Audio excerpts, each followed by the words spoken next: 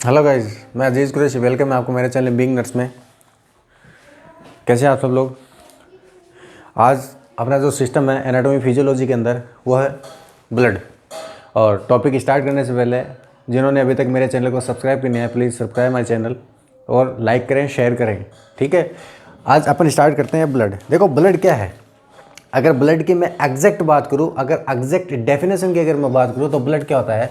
It is a liquid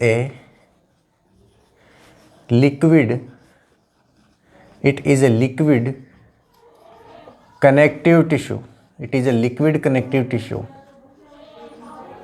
it is a liquid connective tissue। Blood के बारे में जब भी बात हो तब आपको यही कहना है कि एक्चुअली में ब्लड जो होता है वो लिक्विड कनेक्टिव टिश्यू होता है। इन केस ऑफ अगर आपने लिक्विड छिपा दिया, अगर लिक्विड नहीं बोला और आपने सिर्फ क्या लिखा, कनेक्टिव टिश्यू लिखा, वो गलत हो जाएगा और वो गलत है। समझ में आया। तो हमेशा ब्लड जो होता है वो क्या होता है, लिक्विड कनेक्टिव टिश्यू होता है, न कि कनेक्टिव टिश्यू होता है। समझ में है मेरी बात। ठीक है, अभी देखो एक्चुअली में जो ब्लड जो है इसका दूसरा नाम जो है, इसका अनदर जो नेम होता है ये होता है फ्लूइड ऑफ लाइफ। इसको फ्लूइड ऑफ लाइफ के नाम से जाना जाता है, फ्लूइड ऑफ लाइफ। और अनदर नेम जो इसका होता है fluid of health, fluid of health, fluid of health. और इसका तीसरा नाम जो होता है वो है फ्लूइड ऑफ ग्रोथ। ये होता है फ्लूइड ऑफ ग्रोथ। समझ में आया। तो एक तो ब्लड हो गया, ब्लड का दूसरा नाम जो है वो फ्लूइड ऑफ लाइफ भी बोलते हैं इसको। इसका तीसरा नाम है फ्लूइड ऑफ हेल्थ भी बोलते हैं और फ्लूइड ऑफ ग्रोथ। समझ में आया मेरी बात। अब बात ये आती है कि एक्चुअली में ये जो ब्लड जो है ये अपनी बॉडी का इंट्रा सेलुलर कंपार्टमेंट में आता है या फिर एक्स्ट्रा सेलुलर कंपार्टमेंट में आता है। ये लिक्विड कौन सा है, इंट्रावीनस है या फिर एक्स्ट्रावीनस है, ये चीज़ें कई बार पूछी जाती हैं। तो देखो जो ब्लड जो है एक्चुअली में एक्स्ट्रा सेलुलर कंपोनेंट होता है अपनी बॉडी का। ये सेल्स के बाहर मिलता है अपने को देखने में। ठीक है, अगर मैं एक्स्ट्रा सेलुलर फिर इंट्रा सेलुलर की बात करूँ तो ब्लड जो आता है वो आपका आता है एक्स्ट्रा सेलुलर में। अगर मैं वेन की बात करूँ, ब्लड वेसल्स की बात करूँ कि इंट्रावेस्कुलर होता है फिर एक्स्ट्रा वेस्कुलर होता है, तो आपको पता है कि एक्चुअली में कौन सा होता है, ये होता है आपका इंट्रावेस्कुलर होता है। क्या होता है, इंट्रावेस्कुलर। ये चीज़ें हो गई। अब अगर मैं बात करूँ इसके कलर की, अगर इसके कलर की मैं बात करूँ तो कलर बोलते हो आप लोग तो डायरेक्ट हम लोग रटते हैं कि जैसे बोला जाता है कि कलर, ब्लड का कलर रेड होता है। ठीक है, बट ये तो देखो कि एक्चुअली में ब्लड अपनी बॉडी के अंदर कितने टाइप के हैं। ब्लड अपनी बॉडी के अंदर 2 टाइप के होते हैं, एक तो ऑक्सीजनेटेड ब्लड और दूसरा होता है डीऑक्सीजनेटेड ब्लड। एक तो ऑक्सीजनेटेड ब्लड, दूसरा होता है वो होता है डीऑक्सीजनेटेड ब्लड। क्या दोनों का कलर सेम होगा? दोनों का कलर कभी भी सेम नहीं होगा। समझ में आई मेरी बात। तो बॉडी के अंदर 2 तरह के ब्लड होते हैं, ऑक्सीजनेटेड ब्लड और डीऑक्सीजनेटेड ब्लड। अब आपने बोला कि रेड जो कलर जो होता है वो कैसा होता है, रेड होता है। लेकिन रेड होता किसका है, कौन से का रेड होता है? ऑक्सीजनेटेड का होता है, डीऑक्सीजनेटेड का होता है। मेन चीज़ यहाँ पे है, बिकॉज हम लोग क्या कर रहे हैं, कंपटीशन की तैयारी कर रहे हैं। तो ये अपना एक ऐसा प्लेटफॉर्म है बीइंग नर्स जहाँ पे आपको यूनिक नोट्स मिलते हैं। ठीक है, तो देखो ऑक्सीजनेटेड जो ब्लड होता है वो क्या होता है, इसका जो कलर जो होता है वो होता है स्कारलेट रेड कलर होता है इसका जो होता है वो कैसा होता है, स्कारलेट रेड कलर का इसका क्या होता है, कलर होता है किसका, ब्लड का। समझ में है मेरी बात। कौन से का, ऑक्सीजनेटेड ब्लड का। और अगर मैं बात करूँ डीऑक्सीजनेटेड ब्लड का तो इसका जो कलर होता है वो होता है आपका पर्पल रेड कलर। इसका जो होता है वो होता है पर्पल रेड कलर। अब इसके पीछे भी रीज़न है कि ऑक्सीजनेटेड जो ब्लड है उसका कलर स्कारलेट रेड क्यों है और डीऑक्सीजनेटेड जो ब्लड है उसका कलर पर्पल रेड क्यों है। तो यहाँ पे देखना, अगर स्कारलेट रेड कलर जो आ रहा है वो होता है आपका, क्योंकि आपको मैंने क्या बताया कि ऑक्सीजनेटेड ब्लड है। अब ऑक्सीजनेटेड ब्लड क्यों बोला, because of concentration of oxygen is higher in blood. वो ब्लड कौन सा होगा, ऑक्सीजनेटेड ब्लड। तो यहाँ पे क्या होगा कि ऑक्सीजन जो है उसकी अमाउंट कंसंट्रेशन यहाँ पे ज़्यादा है और CO2 की कंसंट्रेशन यहाँ पे क्या है, कम है। तो यहाँ पे जो कलर होगा ब्लड का वो होगा स्कारलेट रेड। अब यहाँ पे डीऑक्सीजनेटेड जो ब्लड है means concentration of CO2 is higher in blood, वो ब्लड कौन सा होगा, डीऑक्सीजनेटेड ब्लड। उसका जो पर्पल रेड कलर जो आया ना वो किसकी वजह से आया, CO2 की वजह से। तो CO2 इसके अंदर क्या है, कंसंट्रेशन जो है CO2 की वो बढ़ी हुई, इसलिए ये जो डीऑक्सीजनेटेड जो ब्लड है ना, इसका जो कलर आया ना वो आया पर्पल रेड कलर। ठीक है, अब बात करते हैं पीएच की। तो पीएच भी अपन पर्टिकुलर के बारे में नहीं बोल सकते कि पर्टिकुलर ब्लड जो है उसका पीएच जो है ये आता है। नॉर्मली हम लोग क्या बोलते हैं कि पीएच जो होती है ब्लड की कितनी होती है, 7.35 टू 7.45। यहाँ आपको हज़ारों बच्चे यही रटा हुआ है कि 7.35 टू 7.45। बट यहाँ पे फिर दोबारा मैं आपको याद दिलाता हूँ कि ब्लड हमने पढ़े हैं दो कलर के, एक तो ऑक्सीजनेटेड ब्लड और एक डीऑक्सीजनेटेड ब्लड। तो दोनों की पीएच तो सेम नहीं होगी। तो आपने जो बताया 7.35 टू 7.45, ये कौन से का है, ऑक्सीजनेटेड ब्लड का है या फिर डीऑक्सीजनेटेड ब्लड का है? तो यहाँ पे हमें थोड़ा सा देखना पड़ेगा। देखो होता क्या है, ये जो 7.35 टू 7.45 आपने जो बताया है ये होता है आपका आर्टेरियल ब्लड का। आर्टेरियल ब्लड जो होता है उस ब्लड की पीएच जो होती है ना वो कितनी होती है, 7.35 टू 7.45। अगर आर्टेरियल ब्लड की पीएच जो 7.35 टू 7.45 है तो डीऑक्सीजनेटेड ब्लड यानी वीनस ब्लड की कितनी होगी? तो यहाँ देखना, हमें एक ही चीज़ बताता हूँ कि CO2 जो है, यहाँ पे एक चीज़ आप रिमाइंड रखना कि CO2 जो अपना रखता है वो नेचर जो रखता है वो रखता है आपका एसिडिक नेचर। यहाँ पे जो CO2 जो है वो कैसा नेचर रखता है, एसिडिक नेचर रखता है। और एसिडिक नेचर जो है वो क्या करता है, हमेशा पीएच को डिक्रीज करता है। तो यहाँ पे वीनस जो ब्लड है और वीनस ब्लड के अंदर ब्लड कौन सा होता है, डीऑक्सीजनेटेड, तो उसकी जो पीएच आएगी वो आएगी 7.31 टू 7.41।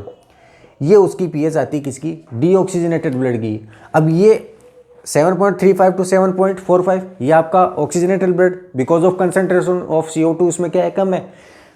और अगर मैं बात करूं डीऑक्सीजनेटेड ब्लड की, तो डीऑक्सीजनेटेड ब्लड जो होता है वो 7.31 टू 7.41 क्यों आया, इसकी पीएच कम क्यों हुई, बिकॉज ऑफ डीऑक्सीजनेटेड जो ब्लड होता है उसके अंदर कंसंट्रेशन ऑफ CO2 क्या होती है, ज़्यादा होती है। और कंसंट्रेशन ऑफ CO2 अगर जाता है तो मैंने आपको बताया कि CO2 का जो नेचर होता है वो कैसा होता है, एसिडिक नेचर होता है। इसी वजह से क्या होगा, 7.35 से क्या होगा, पीएच को डिक्रीज करेगी CO2। तो CO2 अगर पीएच को डिक्रीज करेगी तो अपने पास में जो डीऑक्सीजनेटेड जो ब्लड होता है या फिर अपन बोलते हैं वीनस जो ब्लड होता है उसकी जो पीएच आती है वो आती है 7.31 टू 7.41। समझ में आया मेरी बात? ठीक है, एक चीज़ और, यहाँ पे हमने कलर की बात करी कि कलर ब्लड का कैसा होता है, तो रेड कलर होता है जनरली। ऑक्सीजनेटेड और डीऑक्सीजनेटेड अलग अलग बात करें तब होता है स्कारलेट रेड कलर तो ऑक्सीजनेटेड ब्लड का, और पर्पल रेड कलर होता है डीऑक्सीजनेटेड ब्लड का। लेकिन ये रेड कलर एक्चुअली में जो हमने नॉर्मली बताया ब्लड का कि ब्लड का रेड कलर रेड होता है, किसकी वजह से होता है, तो आप बोलते हो कि भाई हीमोग्लोबिन की वजह से, हीमोग्लोबिन की वजह से। लेकिन हीमोग्लोबिन में भी आपको कई बार क्या है दिक्कत आ जाती है, वहाँ पे भी आप गलत बताते हो कि एक्चुअली में हीमोग्लोबिन जो है, कई बच्चों से पूछा मैंने तो मेरे मुझसे यही रिप्लाई मिला कि एक्चुअली में रेड कलर जो ब्लड का है वो हीमोग्लोबिन की वजह से। वो सही बात है, लेकिन 12th तक, बिकॉज ऑफ आप क्या है मेडिकल स्टूडेंट, तो मेडिकल स्टूडेंट में आपको कॉम्पिटिशन के बेस पे बताना पड़ता है। तो यहाँ पे हीमोग्लोबिन जो है, ठीक है। अब रेड कलर के लिए मैं बात करूँ तो हीमोग्लोबिन, तो हीमोग्लोबिन में भी फिर कौन करता है, तो मेरे पास में रेस्पॉन्स आता है कि आयरन करता है सर। लेकिन आयरन जो है वो आपका गलत है। आयरन या फिर लोहा अपन बोलते हैं, तो आयरन कभी भी ब्लड को रेड कलर देने का काम नहीं करता है, वो रॉन्ग है। रॉन्ग कैसे है मैं बताता हूँ, फिर कौन करता है। देखो यहाँ पे थोड़ा सा क्लियर कर देता हूँ मैं आपको। यहाँ अगर आप हीमोग्लोबिन बोलते हो कि हीमोग्लोबिन जो है वो क्या करता है, ब्लड को रेड कलर देने का काम करता है, तो यहाँ देखना क्या होगा, जैसे मान के चलो ये है हीमोग्लोबिन, यहाँ ये क्या है हीमोग्लोबिन है। और हीमोग्लोबिन को आप कितने पार्ट में तोड़ते हो, एक तो आप तोड़ते हो हीम, दूसरा आप तोड़ते हो ग्लोबिन के अंदर। तो हीम और जो ग्लोबिन जो है, अब यहाँ पे हीम जो है ना, इसका मतलब बताते हैं कि हीम जो है वो उसका जो मीनिंग होता है वो एक्चुअली में आयरन होता है, लेकिन पर्टिकुलर आयरन उसमें नहीं होता पर्टिकुलर। यहाँ पे क्या होगा कि हीम को अगर फर्दर आप 2 पार्ट्स में तोड़ोगे ना, तो यहाँ पे एक बनेगा आयरन और एक यहाँ पे बनेगा प्रोटोपोर फायरिंग रिंग, प्रोटोपोर फायरिंग रिंग, एक बनेगा प्रोटोपोर फायरिंग रिंग। तो यहाँ पे ये कहना गलत होगा कि आयरन जो है वो क्या करता है, ब्लड को रेड कलर देने का काम करता है, वो चीज़ यहाँ पे गलत है। बिकॉज आयरन कभी भी ब्लड को रेड कलर नहीं देता। यहाँ पे आप हीम को दोबारा तोड़ो, आपने हीमोग्लोबिन को तोड़ दिया, तोड़ने के बाद में आपने हीम निकाल लिया और ग्लोबिन निकाल लिया, जो सीधा सा बोल दिया कि हीम और ग्लोबिन है, ठीक है। हीम का मतलब आयरन होता है, तो ऐसा नहीं है। हीम को भी फर्दर आपको क्या करना पड़ेगा, दोबारा तोड़ना पड़ेगा। तो यहाँ से 2 चीज़ें निकलती है अपने पास में, एक तो निकलती है पर्टिकुलर आयरन और एक यहाँ पे निकलती है प्रोटोपोर फायरिंग रिंग। और ये प्रोटोपोर फायरिंग रिंग जो है वो क्या करता है, ब्लड को रेड कलर देने का काम करता है। तो एग्जैक्ट आंसर जो होना चाहिए आपका ये आना चाहिए, ना कि ये गलत हो जाएगा। कभी भी अगर कॉम्पिटिटिव एग्जाम के अंदर कभी भी अगर आयरन देगा ना, आयरन पहली बात तो देगा ही नहीं कि ब्लड का रेड कलर क्यों होगा, या तो वो डायरेक्ट प्रोटोपोरफायरिन नहीं देगा या फिर हीमोग्लोबिन देगा। आयरन कभी भी नहीं देगा, बिकॉज ऑफ आयरन क्या है, ब्लड का रेड कलर देने का काम करता ही नहीं है, उसका फंक्शन ही नहीं है ये। ठीक है, चलिए अब बात करते हैं नॉर्मल एक्चुअली में ब्लड का जो वॉल्यूम है वो कितना होता है। देखो मेल जो है उसके अंदर होता है 5 to 6 लीटर। मेल के अंदर कितना होता है 5 to 6 लीटर, और अगर मैं फीमेल की बात करूँ तो फीमेल में होता है 4 से 5 लीटर, 4 से 5 लीटर। अब यहाँ पे देखो इन दोनों के बीच में 1 लीटर का गैप आता है, 5 से 6 लीटर और 4 से 5 लीटर, दोनों के बीच में 1 लीटर का गैप देखने को मिलता है। ये गैप क्यों देखने को मिलता है, ये जो गैप है ये देखने को मिलता है 1 लीटर का मेंस्ट्रुअल साइकिल की वजह से। मेंस्ट्रुअल साइकिल की वजह से हमें जो 1 लीटर का जो गैप देखने को मिला है ना, वो गैप देखने को मिला है। समझ में आ गई मेरी बात? ठीक है, चलिए अब बात करते हैं हम लोग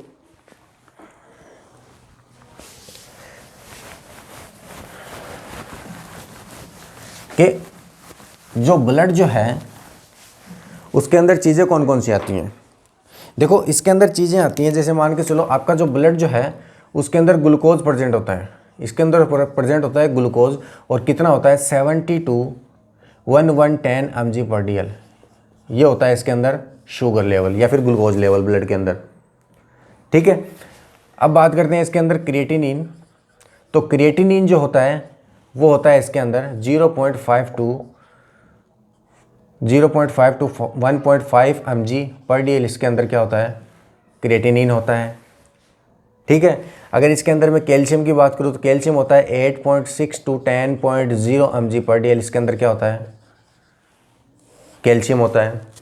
सोडियम की अगर बात करूँ तो सोडियम इसके अंदर होता है 135 to 145 milliequivalent per litre. इसके अंदर क्या होता है सोडियम होता है।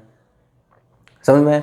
अगर मैं mg की बात करूँ तो mg होता है इसके अंदर 1.2 to 2.6 mg/dl, ये होता है आपका। ठीक है, और अगर मैं आयरन की बात करूँ तो आयरन जो होता है इसके अंदर वो होता है आपका 50 to 150 माइक्रोग्राम/dl। इसके अंदर क्या होता है आयरन होता है। तो ये कंपोनेंट होते हैं ब्लड के अंदर। तो आज की क्लास इनफ है, और नेक्स्ट क्लास के अंदर हम लोग डिस्कस करेंगे एक्चुअली में ब्लड्स क्या हैं और ब्लड्स के टाइप्स क्या हैं, क्या क्या कंपोनेंट्स इसके अंदर आते हैं, ब्लड फॉर्मिंग सेल्स क्या क्या होती हैं। तो अगर वीडियो पसंद आए तो लाइक और सब्सक्राइब जरूर करें। Thank you.